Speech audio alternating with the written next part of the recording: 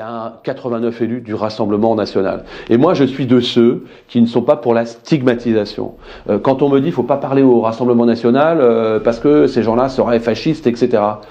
Bah oui, les 89 élus du Rassemblement national sont les mêmes que les 577 élus de notre Assemblée nationale, élus majoritairement légitimement par les Français. Et à ce titre-là, ils sont tout à fait légitimes. Voyez-vous, je regardais tout à l'heure dans votre studio, vous avez un magnifique livre qui s'appelle « Éclairer les confins » de Sylvain Tesson. Sylvain Tesson dit ceci: « La France est un paradis peuplé de gens qui se croient en enfer. » Je le crois profondément. On n'est jamais aussi français que quand on est à l'étranger.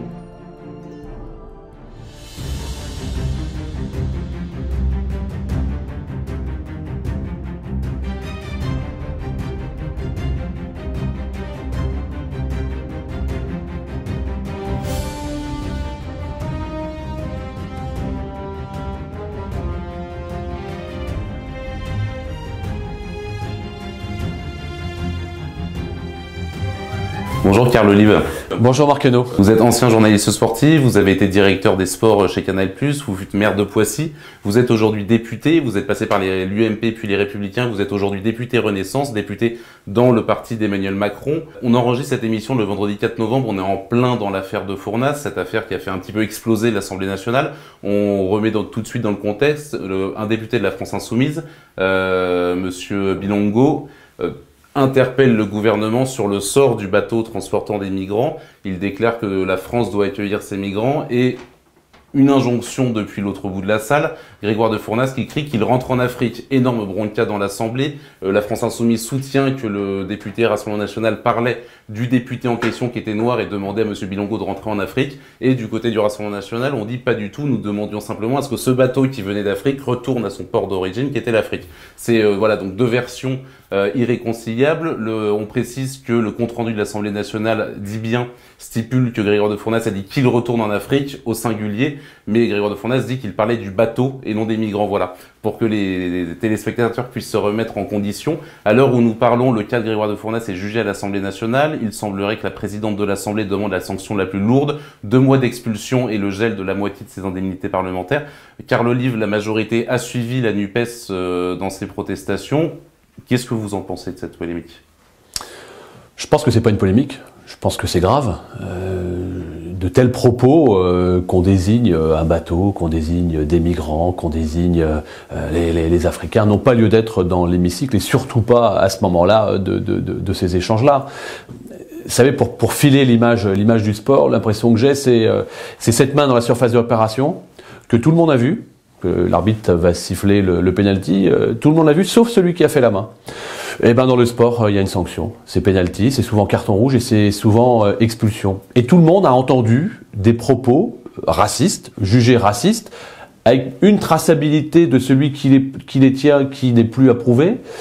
Et à ce titre-là, la décision doit être exemplaire. Pourquoi? À la fois pour celui qui l'a reçu, malencontreusement, mais aussi pour l'ensemble des collègues de la représentation nationale, mais également pour l'ensemble des Français. Ce qu'on a entendu ici n'a pas lieu d'être, pas plus dans l'hémicycle qu'en dehors de l'Assemblée nationale. Pour vous, c'est pas acté qu'il a parlé du bateau?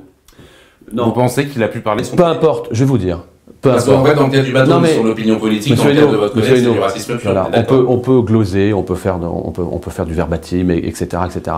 Ces moments-là, ces expressions-là, typiquement visées, qui plus est avec un collègue de la France Insoumise, qui est un collègue de couleur, n'ont pas lieu d'être, Et je dirais que là où Marine Le Pen et le début de cette 16e législature le montrait, avait plus ou moins réussi à retirer tous ces petits cailloux dans sa chaussure. Hier, il y a un gros pavé qui vient de lui retomber dedans. Et ça, malencontreusement, c'est inacceptable et c'est inadmissible. Et je dirais que l'Assemblée nationale n'avait pas besoin de cela pour envoyer une piteuse image à l'ensemble des Français. Oui, mais ce petit caillou, cette petite pichenette, est-ce que c'est pas la NUPES, puis le gouvernement, la majorité, puis le gouvernement, puisque c'est remonté jusqu'à Emmanuel Macron, n'a pas transformé cette pichenette en énorme pavé, justement. Enfin, est-ce qu'on en a pas trop fait? Est-ce que vous vous êtes pas retrouvé emporté par le flot de la NUPES qui crie très fort en vous disant il faut suivre absolument, condamner absolument avant même d'avoir tous les éléments? Est-ce que vous n'êtes pas un peu emballé, quoi? Non, non. Et puis celui qui vous parle est un enfant des quartiers qui a vécu pendant les 30 Glorieuses dans une tour de 11 étages où il n'y avait aucune difficulté avec la mixité sociale. Celui qui vous parle est celui qui a mis en place pendant 8 ans une politique locale qui était très ferme par rapport aux droits et aux devoirs, et nous avons fait 75% aux élections. Donc je suis très à l'aise par rapport à cela, et je crois que ça n'a pas échappé à Marine Le Pen. Marine Le Pen, on l'a peu vue hier soir aux côtés de son collègue qui a fait pour moi cette faute, qui est une faute, je dirais, professionnelle d'un élu de la nation. Il aurait dû s'excuser. Il aurait dû s'excuser. Et finalement, sans comparer ce qui n'est pas comparable, Monsieur Hainaut, peut-être que Marine Le Pen aurait dû exfiltrer tout de suite ce collègue, comme la France Insoumise a exfiltré à sa manière Monsieur Quatennens. Alors, il est en arrêt maladie, Monsieur Quatennens. Il n'a pas été exclu. Oui, enfin, quand je dis exfiltré, vous avez compris Parce qu'on peut parler du salut nazi effectué par Erim Rebrod, qui n'a pris qu'un rappel au règlement, mais qui est inadmissible. Et je l'ai dit. Et qui est inadmissible. Donc, ce qui s'est passé ce vendredi est pour moi inadmissible, ne devrait pas avoir lieu ni dans l'Assemblée ni en dehors de l'hémicycle. Des sanctions vont être prises. On attend, au moment où nous enregistrons, on attend effectivement la nature de ces sanctions. Et si ça n'est pas fait, alors on aura des grosses difficultés à poursuivre, je le dis, cette 16e législature, parce que plus rien ne sera comme avant. Et je pense qu'on a assisté, malheureusement, je dis bien malheureusement, à un moment historique où il y aura un avant et effectivement un après ce gros accident dans cette Assemblée nationale. On va revenir plus largement sur la 16e législature. Néanmoins, on va quand même rester un petit peu sur ce sujet. On a pu voir le député M. Gilles Guillarab dans la précédente mandature fracasser le crâne à coups de casque d'un de ses anciens collègues du Parti socialiste et ne pas être expulsé de l'Assemblée nationale. On a vu le député Adrien Quatennens qui a quand même été rendu coupable de violence conjugale, c'est quand même pas rien, tout juste mis en arrêt maladie. Et il n'y a pas un deux poids deux mesures quand même quand il s'agit du Rassemblement national. Est-ce que finalement il n'y a pas eu le réflexe de ce qu'on reproche au Rassemblement national, c'est l'image de parti raciste qu'il a, plus que les mots qu'ont pu prononcer Grégoire de Fournas, qui, à mon sens, mais vous avez tout à fait le droit d'être en désaccord, relève plus de l'opinion politique. Il y a peut-être un petit défaut de forme, effectivement, il aurait peut-être déjà parlé hors micro, il a interpellé hors micro un collègue député, ça donne un peu dans le chaos, mais au final, on reproche plus au Rassemblement national l'image de l'ADN historique qu'il avait, en quelque sorte. J'entends ce que vous dites. D'aucuns diraient que c'est d'aucuns de tolérance diraient que finalement ça rend service à tous les opposants du Front National, du Rassemblement national. D'aucuns diraient et d'aucuns tolérants diraient que c'est une énorme maladresse. D'aucuns politiques pourraient dire que c'est une énorme connerie. Et puis d'aucuns peut-être plus lucides et réalistes diraient finalement c'est ça le Front National, le Rassemblement national. Et finalement il n'a pas changé. Je pense qu'encore une fois, allez, mettons sur pause, prenons un tout petit peu de recul et de hauteur. Est-ce que c'est pas maladroit d'envoyer une telle formule quand un collègue, quel qu'il soit, mais qui plus est, on va dire un black, prend la parole dans cet hémicycle? Je trouve que c'est totalement maladroit, et encore plus maladroit par rapport aux propos que vous tenez, Monsieur Hainaut, où effectivement la petite musique étant de dire forcément le Front National est raciste. Je trouve que c'est d'une maladresse incroyable. Et la première chose qu'aurait dû faire le collègue du Rassemblement national, s'excuser. Et peut-être effectivement appuyer au travers de ses excuses le fond de sa pensée. Moi, je pense que, et compte tenu de sa traçabilité à ce collègue, je pense qu'il y a une intention de nuire et d'envoyer, pour le coup, un gros pavé dans la Méditerranée, c'est le cas de dire, pardonnez-moi l'expression. Il s'en est quand même expliqué longuement, il a envoyé un mail à ce collègue en disant si je vous ai excusez-moi, combien de temps après, alors qu'il peut très bien le faire immédiatement? Encore une fois, on peut beaucoup en parler. Je pense que les Françaises et les Français qui regardent l'Assemblée nationale s'attendent à de tout autres échanges tels qu'on a pu les voir hier. C'est gratuit. Il n'a pas la parole, il coupe la parole, il ne respecte pas ce que le collègue dit, il envoie un message politique, c'est son droit, un message politique, mais jusqu'où peut-on ne pas aller? Et je pense que la ligne jaune a été franchie et il sera sanctionné vraisemblablement sur la faute qu'il a pu envoyer. Le président de votre par intérim, du coup, pendant le congé maternité d'Aurore Bergé, Sylvain Maillard, a annoncé qu'il lançait une pétition pour demander l'expulsion pure et simple de ce député de l'Assemblée nationale. Vous l'avez signé, cette pétition? Alors c'est compliqué. D'abord, juridiquement, c'est compliqué puisque dans l'Assemblée nationale, vous le savez, il y a une espèce d'immunité. Donc, si ces propos avaient été tenus hors dehors de l'Assemblée nationale, évidemment que la plainte était recevable et elle aurait pu filer le droit. En l'occurrence, il y a un bureau qui a été désigné par l'ensemble des collègues députés qui va prendre des décisions. Attendons, parce qu'à l'heure où on enregistre, on ne connaît pas la nature de cette sanction. Et ensuite, il faudra qu'il y ait, comme on le dit, une espèce de discussion générale avant même de voter une motion de censure. On ne peut pas faire comme s'il ne s'était rien passé. À ce moment-là, le groupe au Rassemblement national, je ne doute pas un seul instant que Madame Le Pen prendra la parole, comme l'ensemble des collègues présidents de groupe, pour pouvoir s'expliquer et faire valoir le sentiment qui est le leur à ce moment-là.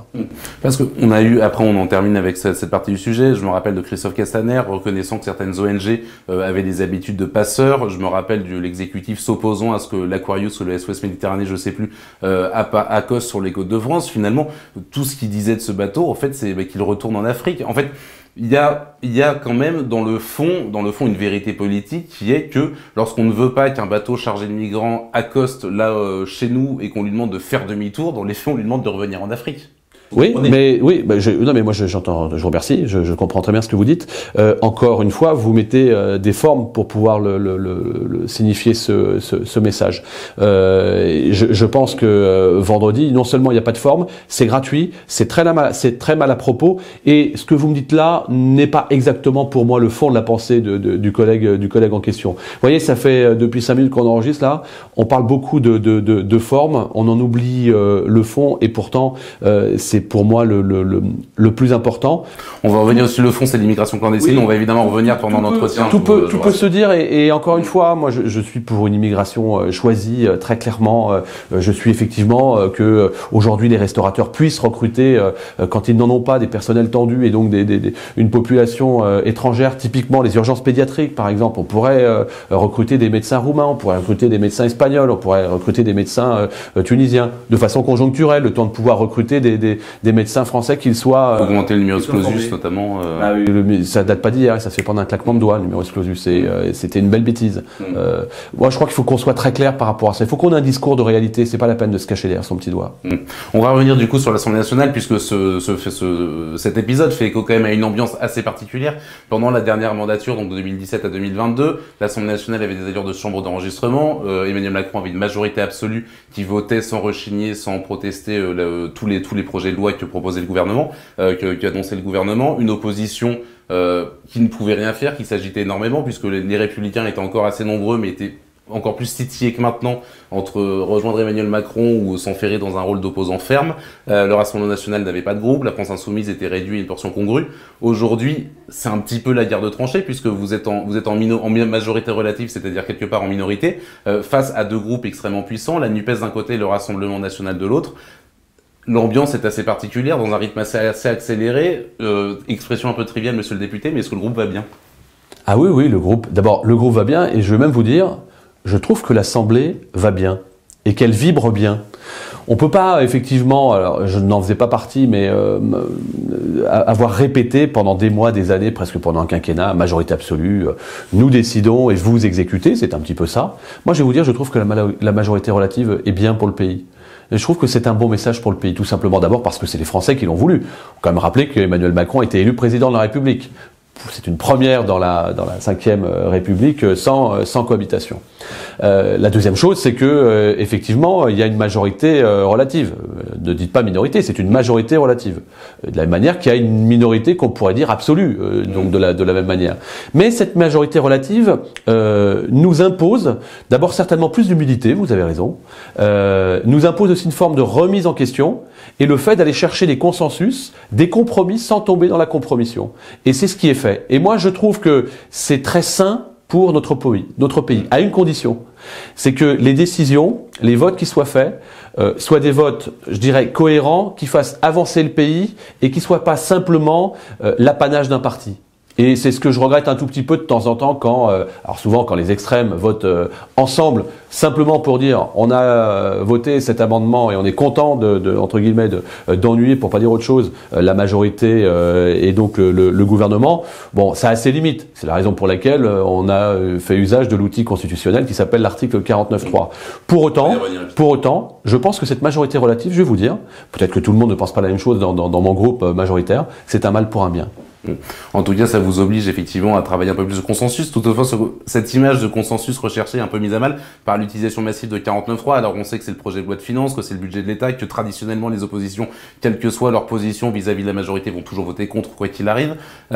Néanmoins, l'image renvoyée, c'est un passage en force. C'est quelque part l'image qu'on renvoie, c'est une sorte de piétinement des débats parlementaires. On a des députés qui travaillent pendant des semaines. On leur dit au bout de quelques semaines de travail harassant, puisque les images qu'on a, c'est quand même des députés un petit peu au bout du rouleau, que ce soit dans votre groupe ou ailleurs. On leur dit finalement tout le travail que vous avez fourni ne sert à rien, puisque de toute façon on passe en force. Je me mets à votre place, à la place des députés de l'opposition, ça doit être extrêmement déprimant. Alors, j'entends ce que vous dites, et je voudrais bien cautionner ce que vous dites. Ce peut être vrai à une condition, c'est que effectivement les discussions puissent aboutir. Moi, j'ai plaisir à échanger avec des collègues qui ne pensent absolument pas politiquement comme moi, mais qui ont fait partie du même pays, de la même équipe, et on essaie de pas se tromper on essaye de pas se tromper de camp.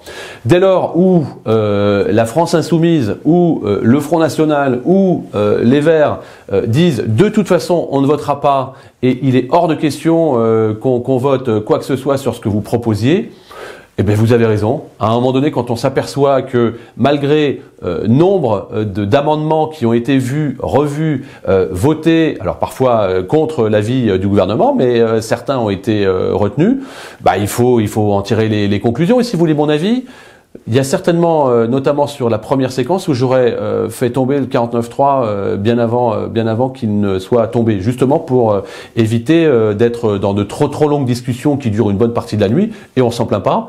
Mais je préfère être en circonscription sur le terrain pour, comme je dis dans ma Bretagne natale, aller sentir le cul des vaches. Parce que c'est là que ça se passe, c'est sur le terrain que ça se passe. Il y a des vaches à Poissy?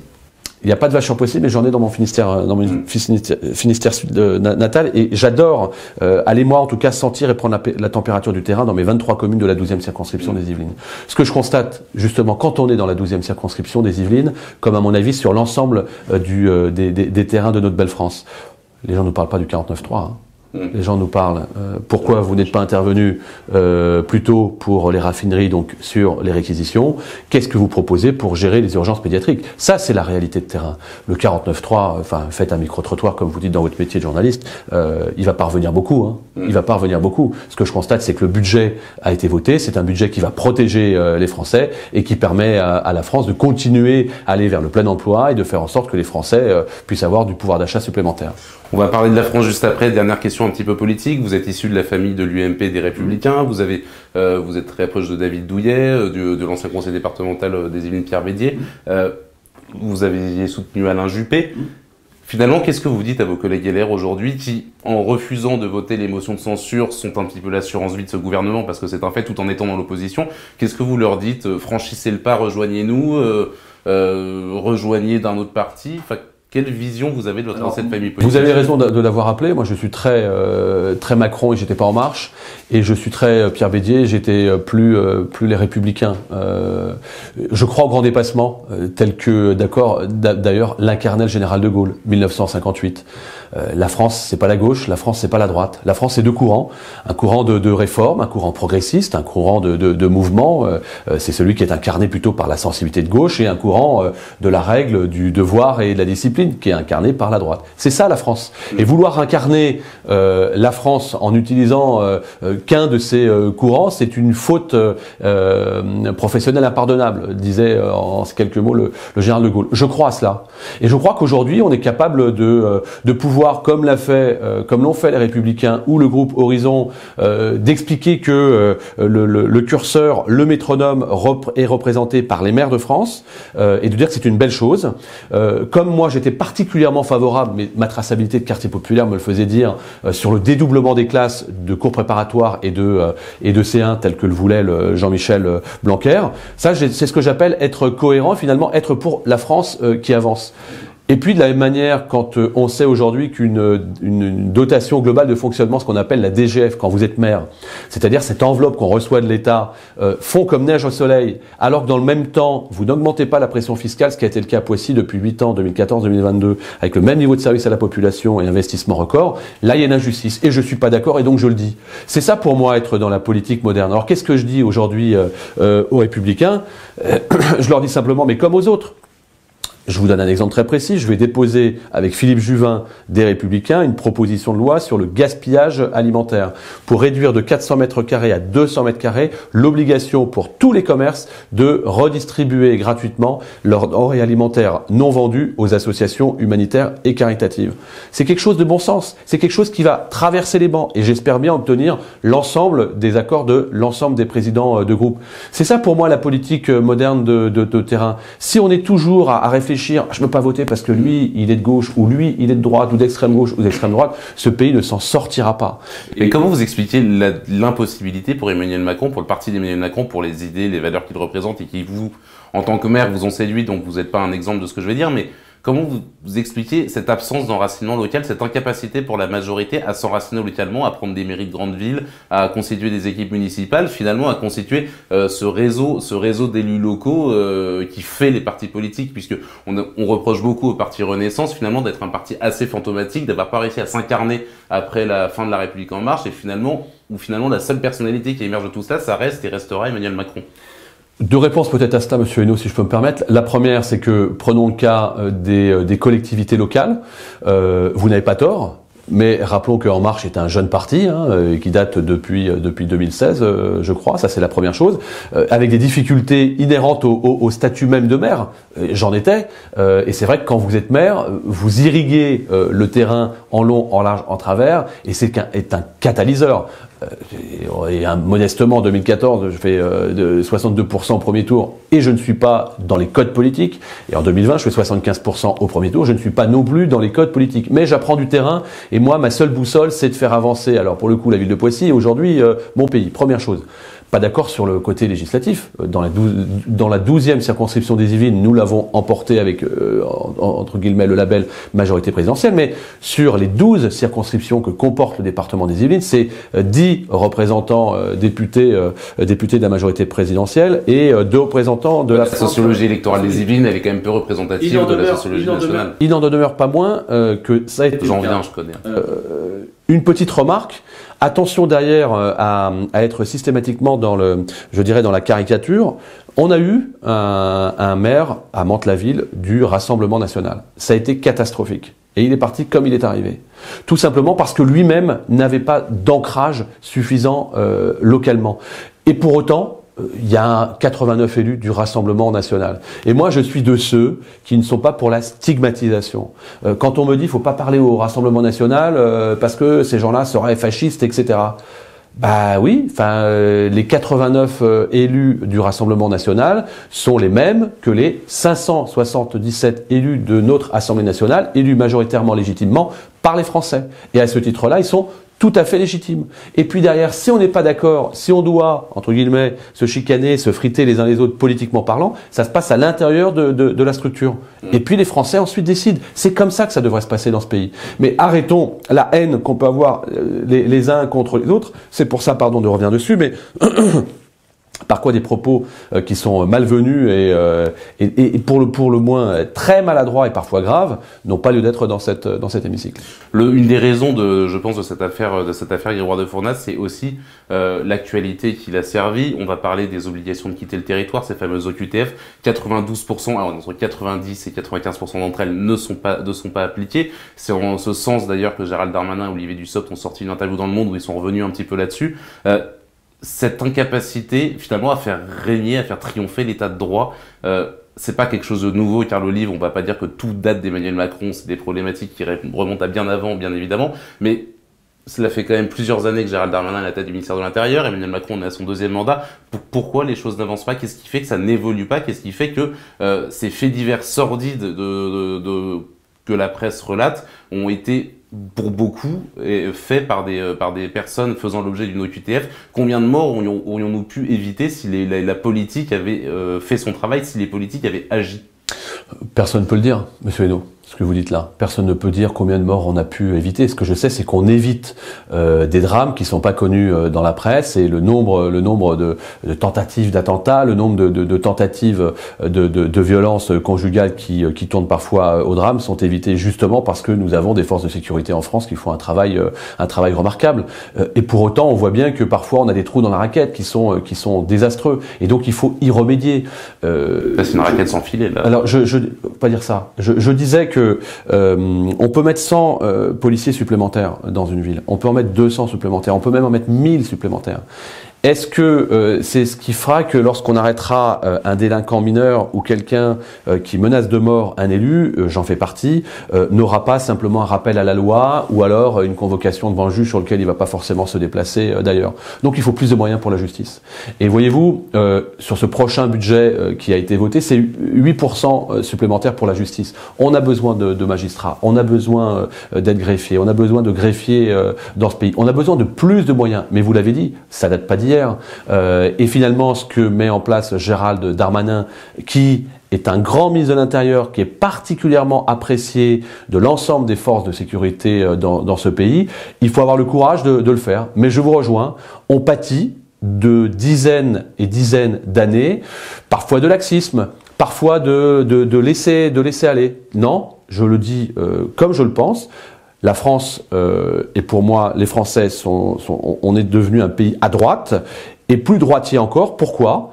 Parce qu'on n'est pas suffisamment dans la réciprocité entre les droits et les devoirs, pour une bonne simple raison, c'est que les règles ne sont pas rappelées, ne sont pas connues, et c'est beaucoup plus facile de mettre la tête dans le sable et d'interpréter parfois les règles que de pouvoir effectivement appliquer la loi. Et moi, je ne veux pas rester, donner le sentiment où on va osciller entre le laxisme d'un côté, où on reste les bras croisés, on ne fait rien, et l'impunité de l'autre. Moi, je suis vraiment un pro de Giuliani, pour le coup, ce maire de New York qui avait la théorie de la Vous êtes un anti en même temps, en fait, en quelque sorte. Je suis pas un anti en même temps, je crois être pragmatique, mais il n'y a pas d'anti en même temps quand, pardonnez-moi, quand vous faites 75% aux élections municipales et que vous avez mis d'un côté un pouvoir d'achat à l'ensemble des familles sans condition de ressources, mais de l'autre côté, à tout le moins, alors quand je parle